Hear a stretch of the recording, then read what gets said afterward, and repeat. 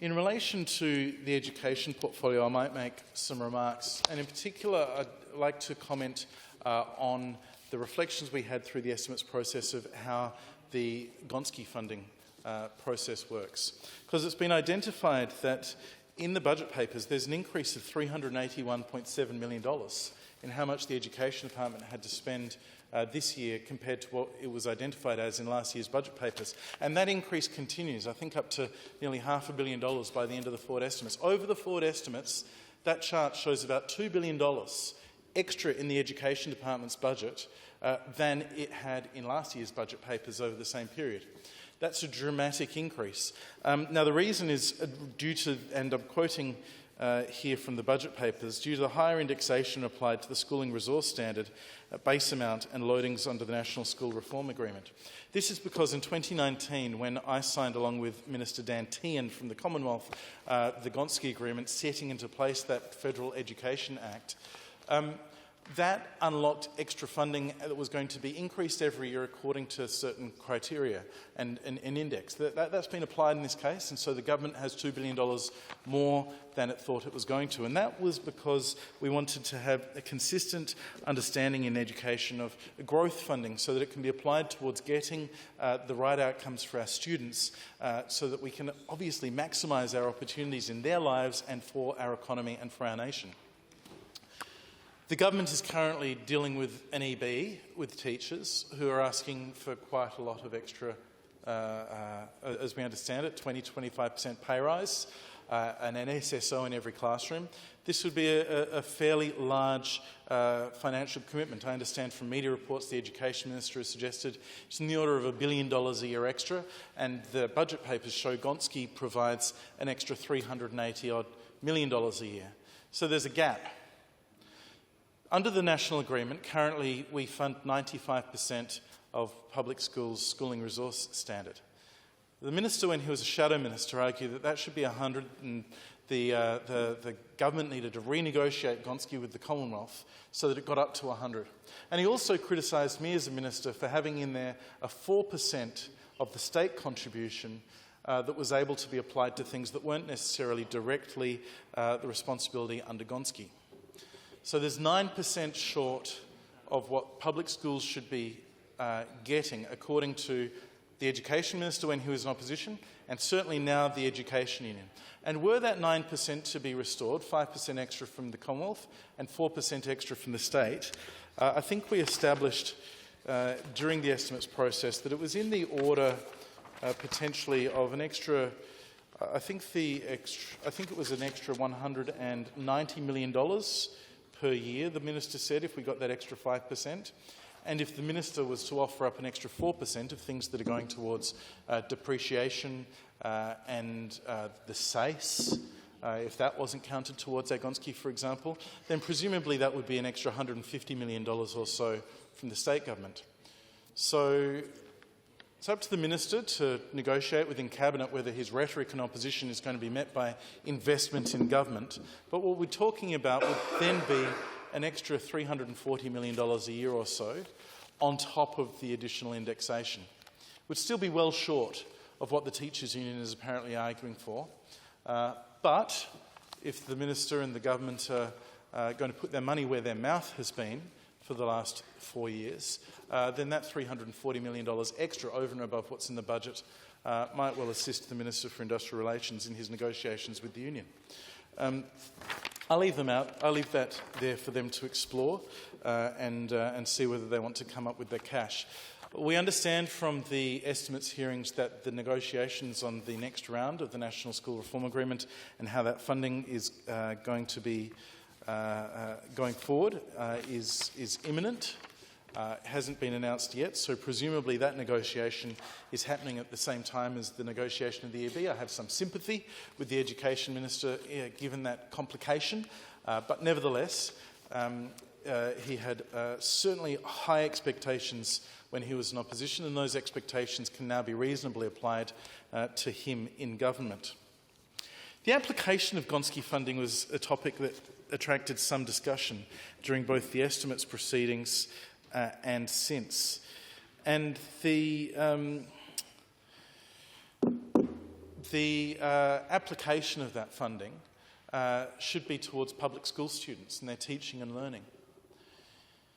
What we discovered during the estimates process was that $1.2 million of that funding has been applied not to the teaching and learning of public schools, not indeed even to the particular decisions that the government has taken into their priorities for public schooling, but instead towards advertisements, including TV advertisements for enrolments and applications at the Findons New Technical College.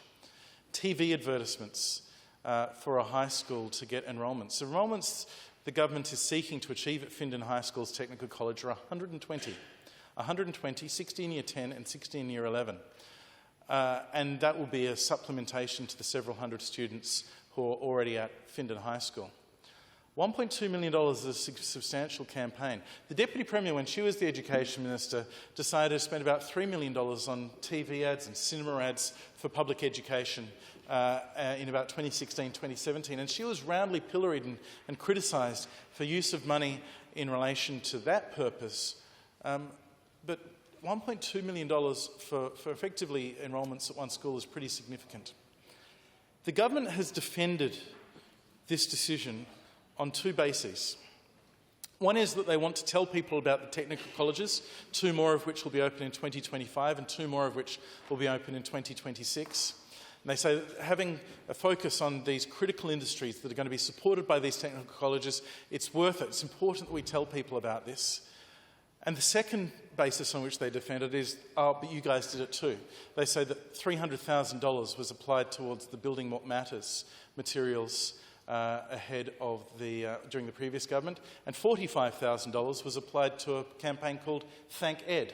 And those were the 2 examples cited. Now, I'm going to take the Minister's word for it. It was in a question on notice that he replied today in the Parliament, and it's in materials that the government was backgrounding and providing directly to journalists a few weeks ago, that there was a $300,000 from Gonski money in relation to the Building What Matters campaigns.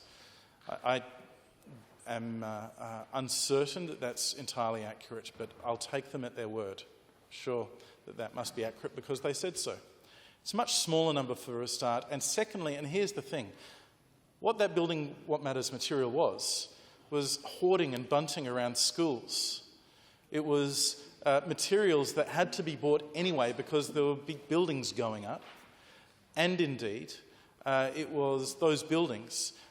When you have an active work site, you'll note there's always bunting and hoarding around them. We were upgrading up to, I think, in the order of 100 public schools and building 5 new schools.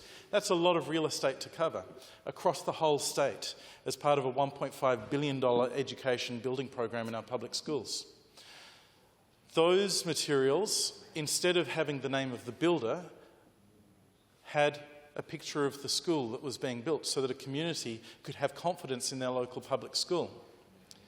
At a price tag about $1 million less than what is proposed in this circumstance.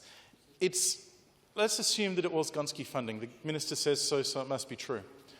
It's still an order of magnitude less, and it was money that had to be spent anyway. It was money that was actually doing a purpose other than grandstanding over a government election commitment. The second campaign that the Minister and the government cling to as an example in defence of their Findon program was this $45,000 that went to a Thank Ed program. Context for that Thank Ed program was an encouragement for people of South Australia to thank their teachers in the middle of a pandemic when the pressures on those educators as leaders in our community was second to none in living memory. I don't know about members on the government side, but I've got pretty acute memories of the anxiety, extraordinary anxiety being felt by so many in our community during the pandemic. And as we were encouraging people to work from home for their and their community safety, we had the advice that said schools should stay open for our kids' health, and because with some mitigation in health circumstances, it was still safe to do so. So as we were telling everyone else to stay home, we were asking teachers to trust that advice in extraordinary times and go to work. And many people felt anxiety at that time, but our teachers did an amazing job. Our principals, our preschool directors, our leaders did an amazing job. We didn't think it was inappropriate to spend $45,000 expressing gratitude to us was actually going to have an impact on morale and connect communities in a very positive way with teachers. Because, again, I don't know if members on the government remember, but it was a febrile time, it was a difficult time, and people were sometimes behaving not at their best. So encouraging positivity in the community, something that was directly going to the benefit of our teachers and our school communities and morale in our school communities and culture in our school communities, we felt was money well spent. And at $45,000, the government's complaining about that. My goodness, how badly must they feel about the $1.3 million they've spent on the Findon Technical College campaign? So I go to the second part of the government's defence on why this money needed to be spent. And it's a defence that I think the Chief Executive repeated in Budget and Finance. I've heard the Minister reflect on similar things. And it's critically this, that if the government felt it was so important to talk about the opportunities through VET and skills and technical qualifications, I agree with them. 8 out of 10 of the fastest growing jobs that we need extra workers for in this state over the next 20 years are going to be jobs that require skilled and technical qualifications. These are jobs where a robot is unlikely to take your job. These are jobs where often the young people can do a traineeship or an apprenticeship, get paid while they're learning, and indeed have a fantastic career and go on to amazing things.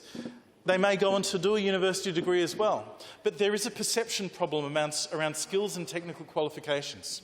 And it's a challenge that particularly the research we did when we were in government identified. We need to convince students that there are opportunities there. We need to give them good career counselling. We need to get them on those positive tracks. And we need to also convince their parents that it is indeed a worthy use of their time. It's a focus for them. It's going to be something that will give their child every opportunity, because parents, as it turns out, the research shows, are often one of the main groups encouraging kids to go to university, even if that university degree isn't necessarily the most appropriate or the best path for that student. Parents understanding the benefits of skilled and technical qualifications is a worthy goal, and if the $1.3 million advertising campaign that the government put in was to convince parents, was to encourage people to think about skilled and technical qualifications, was to let people know that every public school in South Australia now offers flexible industry pathways to help young people connect with jobs, to connect with learning opportunities, and to connect with the skills that industry and business have told us that they want from their school leavers and their graduates. That would have been a worthy campaign. That would have been Gonski money well spent. That would have met the purpose of the Gonski expenditure as intended by letter and by motivation. But instead, we have a campaign that Freedom of Information documents show was designed around encouraging and stimulating enrolments at Findon Technical College, enrolments that, as of the date that enrolments were supposed to close, were about 50 of the 120 spots available, despite the fact the Premier and the Minister have been there about 13 times doing media and telling us that the phones were ringing off the hook with parents who were desperate to be there. 50 enrolments after a $1.3 million advertising campaign is really disappointing. I've been to Findon High School a couple of times, yeah. Thanks. Order. We also, what we did when we were in government was introduce flexible industry pathways at more than 100 public schools. We did a significant body of work listening to families and communities, businesses and industries about what they needed from their technical qualifications. What we didn't need was hundreds and hundreds and hundreds of students, including from the most elite schools in Adelaide, doing Cert 3 and fitness qualifications during the winter break to boost up their ATAR, paid for with government's training budget, as was happening every year during the former Weatherill years. And instead, we thought what would be good is if we spent training money on areas where people could get job outcomes and encouraging school-based apprentices to do jobs, to do roles that would help them into a job. And indeed, at more than 100 schools, we introduced these new flexible industry pathways that have been doing just that, and still are. This is something the government should be celebrating, because I commend the Minister, I commend the government. They've kept them. They've kept these reforms. They haven't reinstituted the old way of doing things. They've kept the new way that we put in at the beginning of 2022 in all schools after piloting it for the 2 years before.